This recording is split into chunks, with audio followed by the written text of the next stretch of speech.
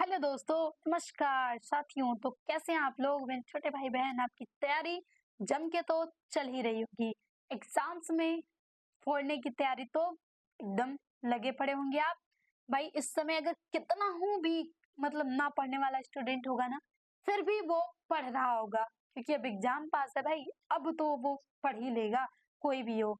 अब ना पढ़े अब ऐसे स्टूडेंट्स तो बहुत ही बिरले ही मिलेंगे कि भाई एग्जाम है और वो पढ़ाई ना करें। सब अगर एग्जाम्स आता है तो पढ़ना तो स्टार्ट कर ही देते हैं। तो देखिए, हमने बहुत सारे इंपॉर्टेंट टॉपिक को क्लियर कर लिया है। तो अगर आप इस चैनल पे नए हैं तो प्लीज चैनल को सब्सक्राइब करके बेल आइकन को दबा लीजिएगा। और पिछले जितने भी इम्पोर्टेंस आपको केमिस्ट्री के एक दिन में जितने भी टॉपिक्स पे वीडियो मिली है उनको एक बार अच्छे से देख लीजिएगा, ताकि आप उससे क्वेश्चन आए तो आपको छूटे ना। तो आज के सेशन में हम पराशर से रिलेटेड जो भी क्वेश्चन पूछे, पराशर क्या होता है, पराशर दाब क्या होता है, प्रतिलोम पराशर क्या होता है, तो उन सब को हम क्या करने हैं, यहाँ से क्रिस्टल क्लियर करने वाले हैं कि वहां से जो भी क्वेश्चन आ जाए तो हम छोड़ के जाने वाले नहीं है। तो सबसे पहले हम स्टार्ट करते हैं कि पराशर क्या है। पराशर को समझो। मम्मी अक्सर कहती हैं या हम ही कहते हैं कि मम्मी रात को चना भिगो दीजिएगा, राजमा भिगो दीजिएगा, या किशमिश बादाम जो भी हो भिगो दीजिएगा। तो भाई वो भिगोने का मतलब क्या होता है?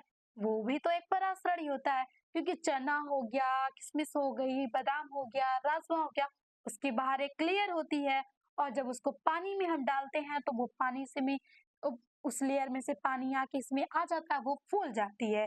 तो भाई वो कैसे होता है? पराशर से ही होता है। तो अब तो आपको पराशर समझ में आ गया होगा।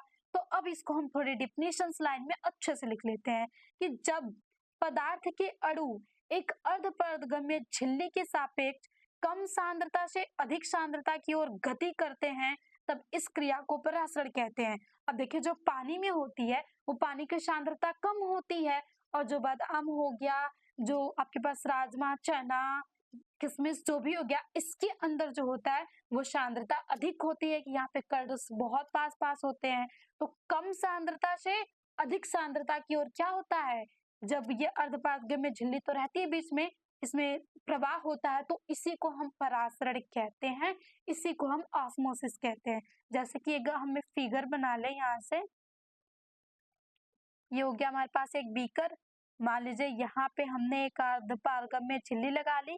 अर्धपारगम्य झिल्ली के ये कुछ मॉलिक्यूल्स के लिए, और यहाँ पे ऐसे ऐसे मॉलिक्यूल्स हैं, और यहाँ पे जम के मॉलिक्यूल्स हैं एकदम पास पास पास पास पास।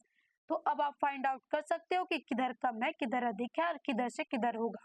अब तो मुझे बताने की जरूरत होगी नहीं, लेकिन फिर भी हमारा तो काम है बताना और आपको रिवीजन देना। तो भाई देखिए, इधर कण अधिक है, यानी यहाँ पे जो सांद्रता है वो क्या है?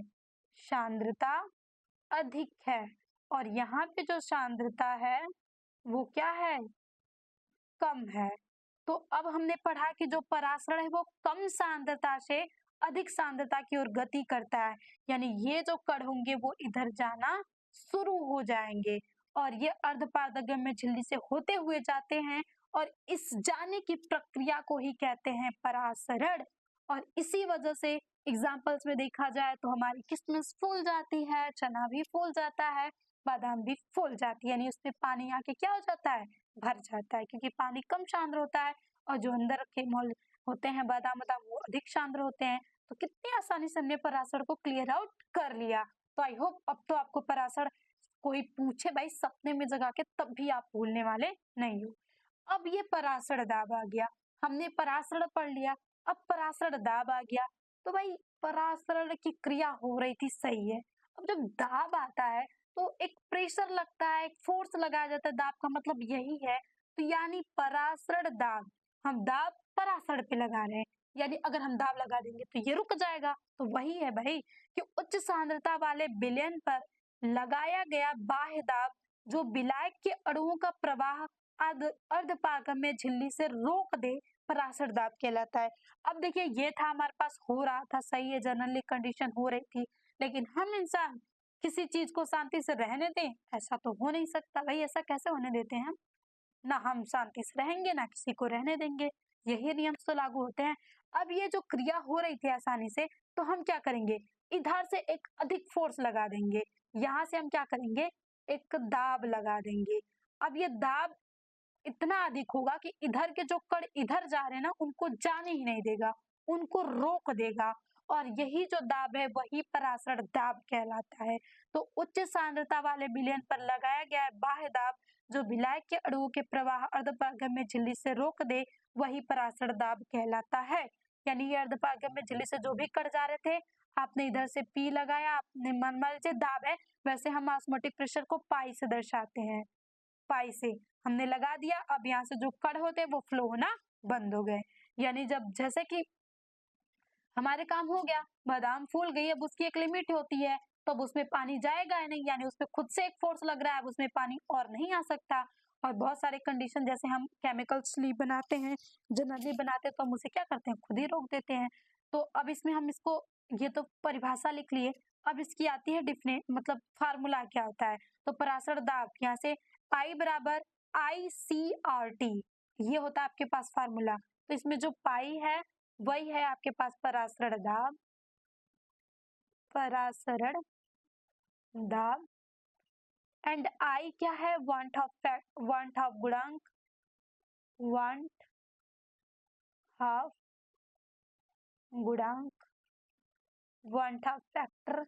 सी क्या है आपके पास, तो भाई सांद्रता है, सांद्रता है। आर फिर अगेन नियतांक, गैस नियतांक।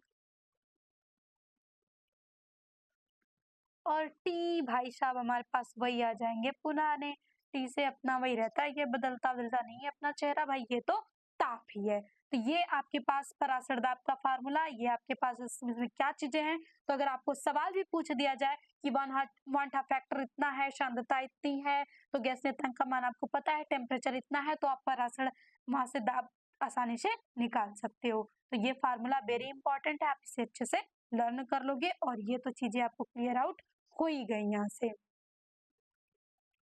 अब देखिए हम इसी में देखते हैं, एक चीज और पूछी जाती है कि भाई प्रतिलोम परासरण क्या है। अगर कहीं प्रतिलोम ना पूछा जाए तो आपको व्युत्क्रम परासरण पूछा जा सकता है।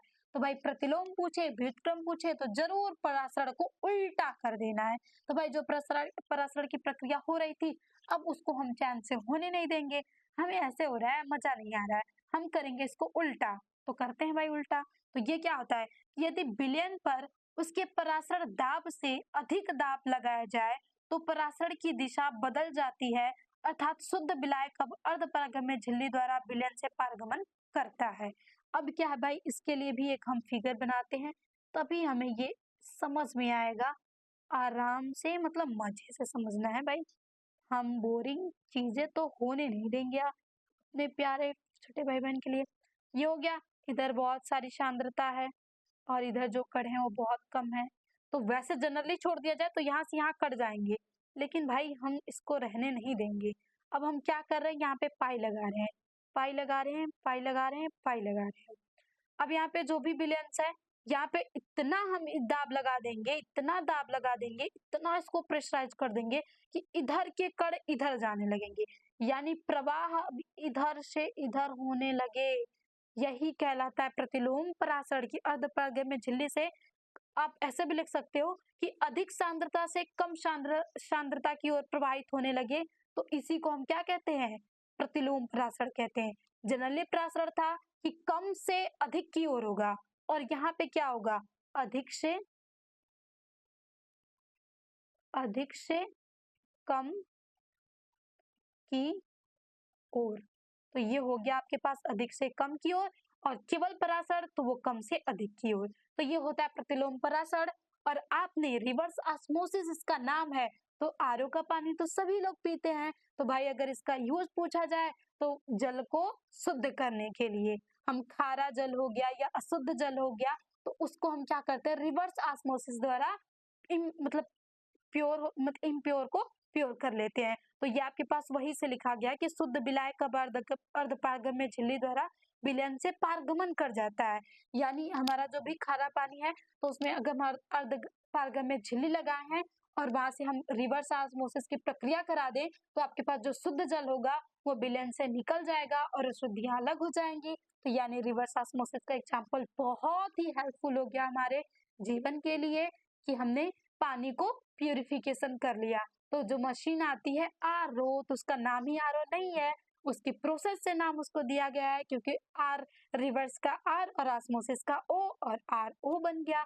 आज ये जान के आपको तो बहुत, अगर नहीं जानते होंगे तो बहुत इंटरेस्ट लगा हो कि भाई वही तो है आरओ। आरओ वही तो रिवर्स ऑस्मोसिस से क्रिया होती है, जिसके कारण हमारे जो घरों का पानी होता है शुद्ध हो जाता है, उस पानी को हम पियेंगे तो बीमार नहीं पड़ेंगे। तो आई होप आपको ये तीनों टॉपिक क्रिस्टल क्लियर हो गए होंगे। अगर आपको यहाँ से आए तो आप मेरे छोटे भाई बहन से न्यू छोड़ के तो नहीं आना है, एकदम एग्जाम में दहाड़ के आना है। तो ये हो गया आपके पास ऑस्मोसिस, परासरण, फिर ऑस्मोटिक प्रेशर, फिर रिवर्स ऑस्मोसिस। तो आई होप आपको ये तीनों टॉपिक समझ में आए हों। तो अगर आपको हेल्पफुल लगा हो तो प्लीज अपने भाई बहन दोस्तों को भी शेयर कर दीजिएगा। ईर्ष्या ना रखिएगा कि भाई उसे भी समझ में आ जाएगा। एक दूसरे की मदद करना चाहिए, यही इंसानियत है। तो बस इस इंसानियत को जगाए रखें। एक स्टूडेंट के साथ एक अच्छा इंसान भी बनना आप ही का लक्ष्य है, क्योंकि आगे का जो फ्यूचर है वो कैसा होगा, अगली जनरेशन कैसी होगी, अच्छा समाज कैसा होगा, वो हम पर ही डिपेंड करता है, आप पर और हम पे ही डिपेंड करता है। हम ही समाज को बनाते हैं, तो एक अच्छाई तो रखनी है। तो बस नेक्स्ट इसी के साथ मिलते हैं आपको नेक्स्ट इंपॉर्टेंट वीडियो के साथ। अब देखिए फिजिकल्स हमारा लगभग क्लियर हो चुका है, एक दो और सेशंस ले लेंगे न्यूमेरिकल्स और इसके, फिर उसके बाद आपके पास जो इनऑर्गेनिक होता है उसके तो 2 ही चैप्टर हैं, वो तो क्लियर हो जाएगा बहुत जल्दी।